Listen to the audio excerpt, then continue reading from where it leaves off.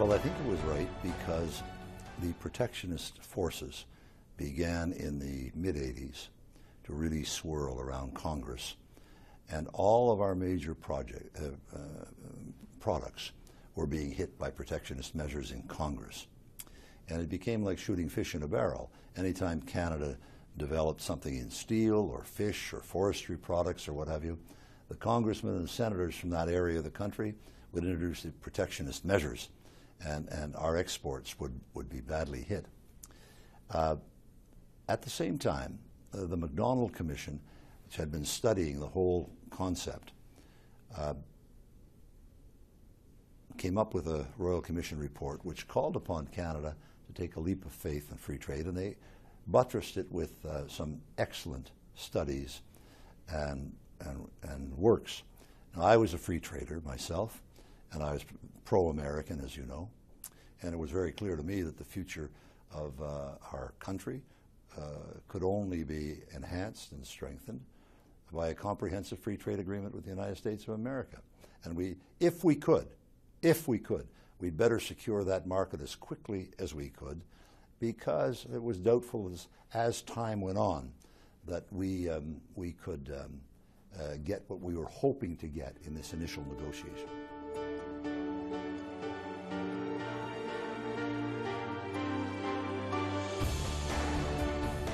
Well, we came very close. I had said from the beginning that one of the things that we absolutely had to have was an independent dispute settlement mechanism. In fact, I felt so strongly about it that I participated, as Derek Burney and the others know, in the drafting of that particular clause, which turned out to be Chapter 19 of the Accord. And the reason was simple. We enter a comprehensive free trade agreement with the United States. They've got an economy 10 times the size of ours. They are the superpower in the world. We're a strong country, but nothing compared to this. There's a dispute under the Comprehensive Free Trade Agreement. They apply their law, we lose. So my argument was that we can't have a comprehensive free trade agreement unless there's an independent dispute settlement mechanism. There's a problem, it goes to an independent panel, 3 people, generally speaking, they decide. Most times I thought we would win because Canadians take these questions seriously and on principle. And now this caused an enormous amount of trouble because the congressional leaders in the Senate and in the House of Representatives took the position that this provision would dilute congressional authority over international trade and would be in violation of the American Constitution. And Jim Baker, who on the American side saved the process for everybody, conveyed that to me, of course. And on the 3rd of October, the night of the 3rd of October, when we were going to lose fast-track authority, he told me that he still couldn't get that past the congressional authorities who were with him. It was Saturday night, last night. And so I said, well, okay, Jim, in that case, I'm going to call President Reagan at Camp David, and I've got one question for him. And Jim said, what is that, Prime Minister? And I said, what it is the following. Ron, how can it be that the United States of America can conclude a comprehensive nuclear reduction treaty with their worst enemies, the Soviet Union, and they cannot conclude a comprehensive free trade agreement with their best friends, the Canadians? At which point, Baker says, PM, can you give me 20 minutes? And I said, sure. And 20 minutes later, unbeknownst to me, Jim Baker goes back, and what I'm about to tell you, I only found out later from Derek Burney and Michael Wilson and the people who were there. There were 8 Canadians in the Treasury Department on that Saturday night with Simon Reisman and the others, representing Canada's interests at this crunch moment in free trade. And so Baker, of course, didn't want me to call Reagan. You can bet your bottom dollar on that. 20 minutes later, he comes in, and he walks into the room where the rest of them, the Canadians, are, and he throws a piece of paper down on the table, and he said, there's your goddamned independent dispute settlement mechanism. Now, can we get this to Congress for ratification? That's what happened at that crunch moment. We almost lost it, but thanks to Jim Baker and Derek Burney and people like that, the free trade agreement that night was saved, and because of that, we had the deal.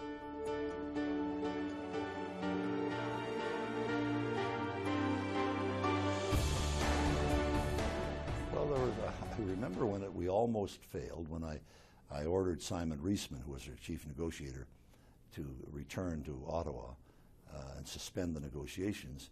That was to get Reagan's attention and to let him know how seriously we were being impaired.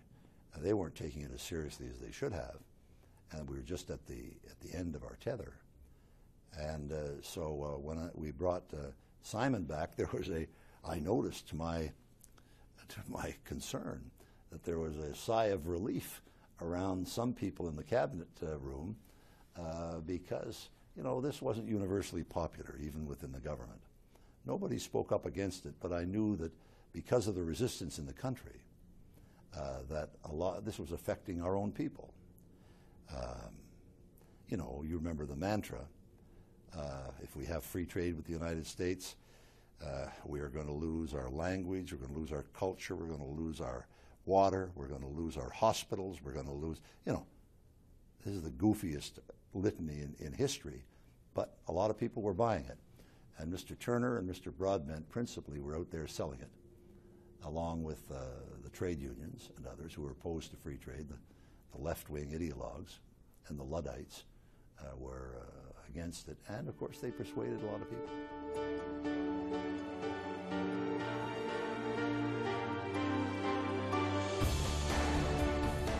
Well, we were going to put it out for what it was, an issue of leadership.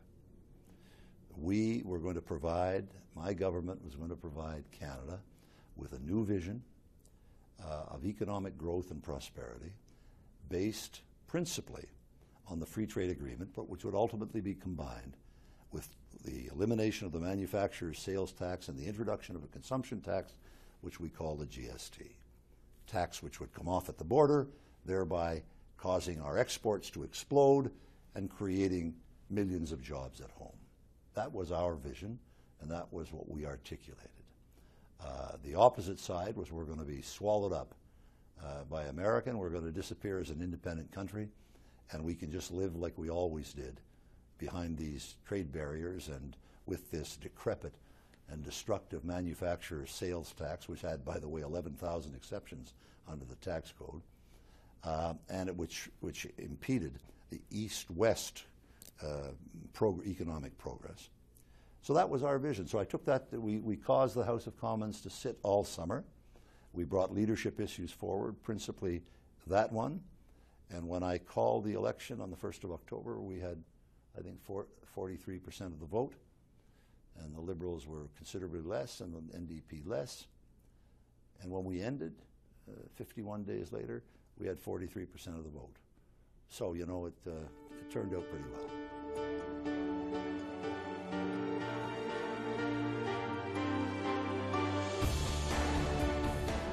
Well, what I remember, the Liberal Party was in disarray. They tried to unseat John Tory. This was it was a terrible thing they did to him. The Liberals tried to throw him out in the beginning of the election campaign. And while I disagreed with Turner completely, he was a very courageous, principled guy. And he had to fight off not only characters like me, he had to fight off characters in his own party who were a lot less kindly than I was. They were ready to throw him out. They tried to subvert him and his authority. Anyway, and he wasn't well. He had a back problem. And so we started out the campaign, and we had the issue. But slowly, you know, these campaigns are what they are. And he improved his side, and he managed to fend off the threats to his leadership. And he performed well in the first debate, television debate, and his numbers moved up. And then they moved down. And as I say, we came back to to win the election with exactly the same number of votes as we started off the campaign with on the 1st of October.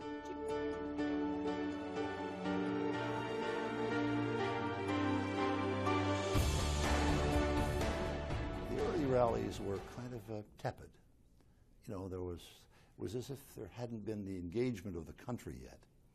And that came with the television debates. It was transformed by the television debates.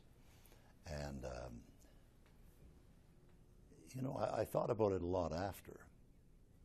Why was it that these really silly, really juvenile accusations by Mr. Turner about what would happen to Canada? You look at what Mr. Turner, look at what he said in that debate. What we were going to lose, our country, our languages, our hospitals, our Medicare.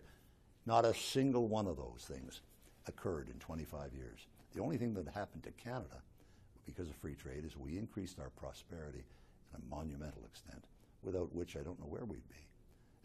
And when you increase the strength of your balance sheet and your prosperity, you increase your national sovereignty. You strengthen your capacity to act as an independent nation. So free trade helped us in all those ways. But if you look back on what was said at the time, nothing came to pass. But as I reflected upon it after, and I said to myself, how was it that these goofy things caught on with anybody? Well, it occurred to me that the answer might be that while many of us, the media and politicians and so on, are, you know, focus on the trivia and the daily stuff of politics, hard-working Canadians don't. They get up in the morning, they go to work, and they come home. They don't watch Question Period.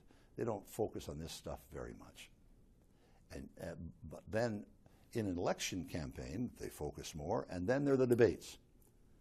And when you have a former Prime Minister and a former Minister of Finance, and Mr. Turner, and a good one, up there saying, if you vote for free trade with the United States, our country is going down the chute, we're going to lose our independence, we're going to lose this, we're going to lose that.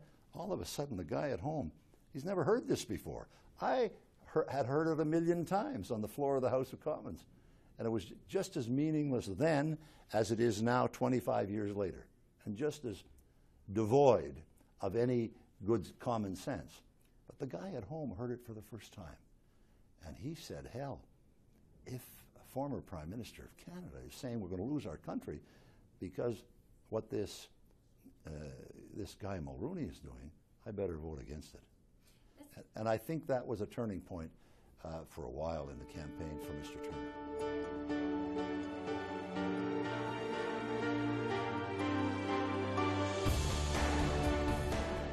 Absolutely. What happened is I got home. I didn't speak to one person. I phoned, I mentioned it in my memoirs. I mentioned the people I phoned. I think I phoned about 20 people. Plus the next day, everybody, all the columnists from Lisiane Gagnon to Jeffrey Simpson to you name it, they all said that I had won. There was one person who told me that he thought that Turner had done very well and that he didn't know how it was going to turn out. And that was Jean Charest. I called him in Sherbrooke. And he was the only one. Everybody else said, you got this thing knocked. I must have felt concerned myself to have taken that time, that night, to place all those telephone calls. I must have been queasy about something. But, you know, Turner was good, and he had these simplistic but powerful arguments about what you were going to lose if you, as a Canadian, if this thing went through. So that's what it was. The truth of the matter is that debates in political campaigns are very important if they mean you win, if they help you win. If you lose the election, they're meaningless.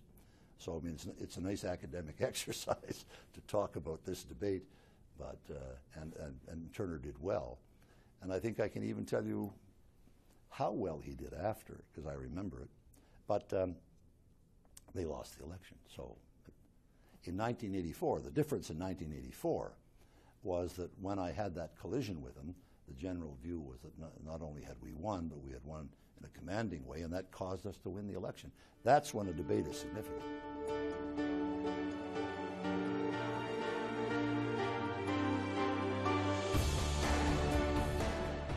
Well, there was a surprisingly large crowd in Victoria. I remember being surprised at the size of the crowd. It was a noon crowd. It wasn't we did our rallies, our real partisan rallies, at night.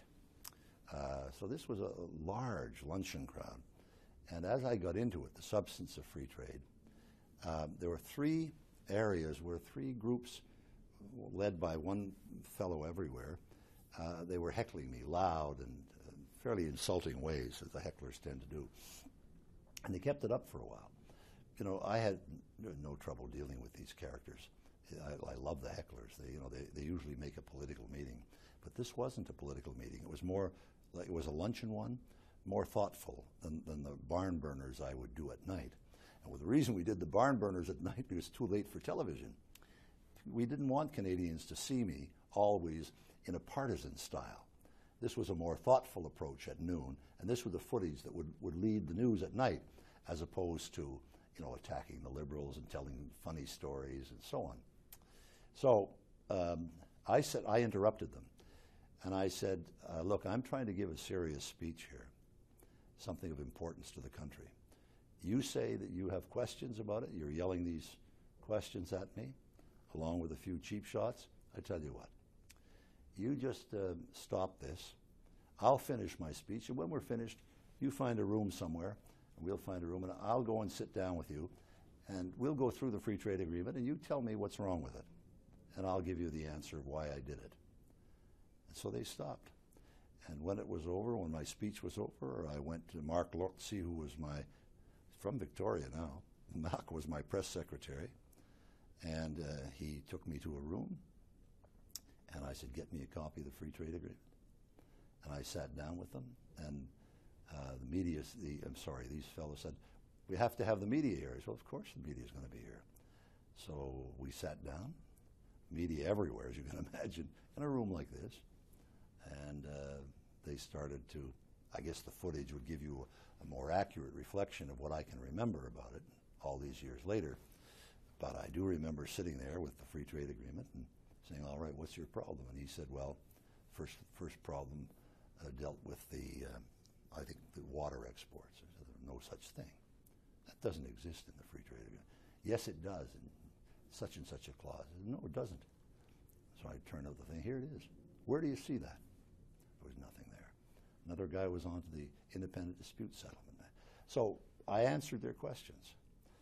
And I think I persuaded them that whether they agreed or not, that my position was a reasonable one, and that after that, the media just went wild. And they announced that this was a turning point in the campaign, where Mulroney had come to Victoria to this huge meeting, had been confronted by three people who were determined to sabotage the meeting, and he wound up in a private room with them, with the media, and he answered all their questions, and he appears to have done pretty well. That was so they said it was a turning point in the campaign. I think they may have been right.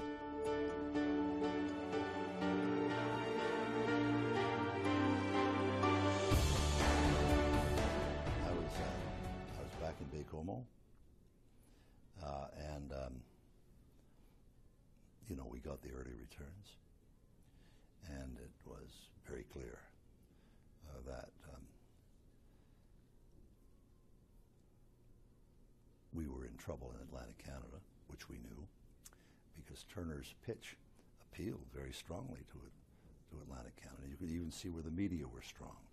The CBC was so opposed to us, and even in the areas of Quebec, on the north shore of the St. Lawrence River, all the way down to Harrington Harbor, where all they got was the English language CBC. This used to be my constituency. We lost those polls. And so the media had an important impact in some areas. And into Atlantic Canada, we didn't have the 24-hour news services and all that in those days. we lost important sectors because what the Liberals and the NDP did was say, what you have now in your pensions, your hospitalizations, you're going to lose this. Well, you know, if you're an ordinary guy slugging it out down in the works at Stellarton in those days, or in New Glasgow, it scares the hell out of you, the idea that this might happen to your family. So they decided to give us a going over in Atlantic Canada.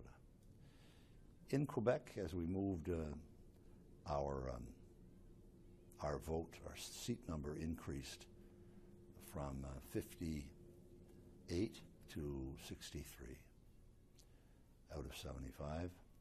And then we moved to Ontario, which was the big one, where, you know, the Premier Peterson and his government were out against us 24 hours a day. And we managed, to my pleasant surprise, to kind of split it. I forget the numbers in Ontario, but it was somewhere in the high 40s. So we did extremely well in the difficult situations. And we swept Alberta. We lost some seats for the first time. Conservatives lost seats to the NDP because Preston Manning ran reform candidates against us. Even though he said he was for free trade, he caused the election of a number of NDPers. As in later years, when he formed the Reform Party, he elected Jean Chrétien 3 times by splitting the Conservative vote 50-50. That was his contribution to Canadian conservatism. But Alberta hung in there. We won every seat in Alberta. We did well in Saskatchewan and Manitoba. And we came back with on election night, we came back with 170 seats out of 200, and I think it was 282 in those days. The Liberals came back with, I think it was 80, and the NDP 40 or something like that. So we did very well, and I was very, very grateful for Canadian support because this was a seminal moment in the history of our country. If you look back on it now, 25 years later, you know, a good question is, where would Canada be had we lost that election?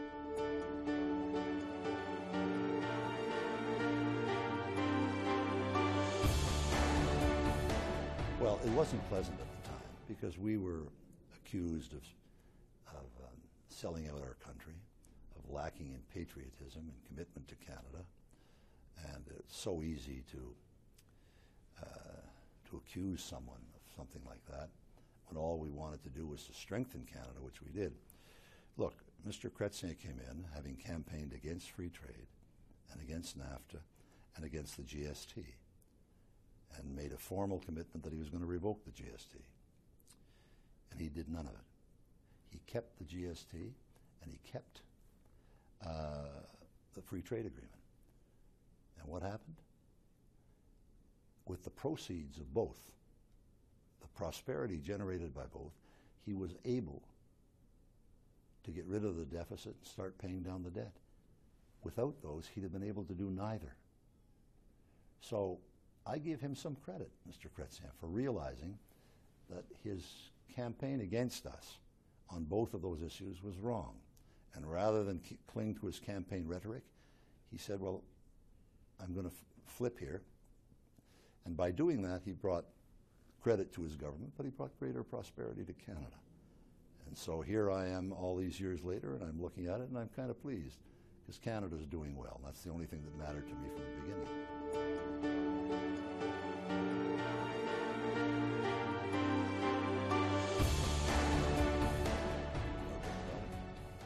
It was one of the great elections, and one of the most difficult and challenging elections. And why? Because it was about a matter of great substance, the future of Canada. Look at the most recent elections. They're all interesting and all good. What are they about? Can you remember? So this was about something of great significance, great national importance. And so I was articulating a view, when you put something like this in the window, a big ticket item of these dimensions in the window, and this complexity, and the unknown nature of it. What is it really going to be like? No one's 100% sure. I certainly wasn't 100% certain. I thought it was going to bring the benefits we now know, but I wasn't sure. So I'm putting this in the window, and I'm pressing forward on this. And someone else is on the other side of the argument saying, no, don't do this, because if you do it, it's going to destroy our country. It's going to destroy the society that you have come to love and to which you have contributed so much, you and your family. Well, that's pretty scary stuff.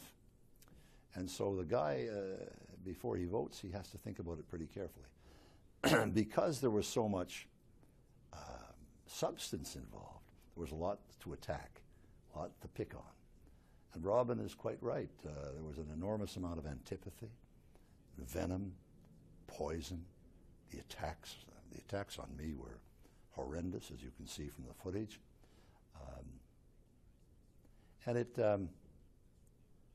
But it was a war that had to be won. Well, it was a tough campaign. It was a brutal campaign, and the leaders are involved. No doubt about it. But you know, when you strip away the partisanship and what have you, all I can give you is my impression. John Turner, I always thought was a gentleman. And Ed Broadbent, I knew was a gentleman. And some of the things that they did and said, you know, did I like it? No. They probably didn't like some of the things that I did. But I had no difficulty whatsoever with either of them after that, and to this very day, on the contrary. So while there were bridges burned all over the country, some within families and so on, and a lot of bruises and wounds, and I had my share, because I would, you know, the media went at me pretty hard. As I look back on it now, I have no regrets. You know, I remember some of it like that, but I don't dwell on it. I think I view it as a constructive, positive part of my life.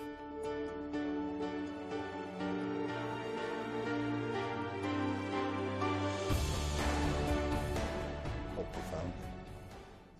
Had we lost that election, there's no free trade agreement, there's no GST, there's no drive to the economic top of the ladder. When Prime Minister Harper welcomed the G8 in Toronto a few years ago, Canada was #1 in the world. And that is the result of building blocks that we laid, and which were then followed by other governments, which is to Canada's credit. The Chrétien government, the Martin government, the Harper government built on this foundation. They didn't throw them out and so on. They built on them. And as a result of this, predictability in economic policy and monetary policy, accepted by governments of all political parties who formed governments in Canada in the last 30 years, we have the extraordinary prosperity and leadership in the world that we have today. So what we did was build the foundations of this, but others who came after us strengthened it and enhanced it and built upon it, and are responsible for what we see today, and I think it benefited all Canadians. So was it an important election? Oh, you better believe it. Was it always fun? No. Although I have to tell you, election night was a honey.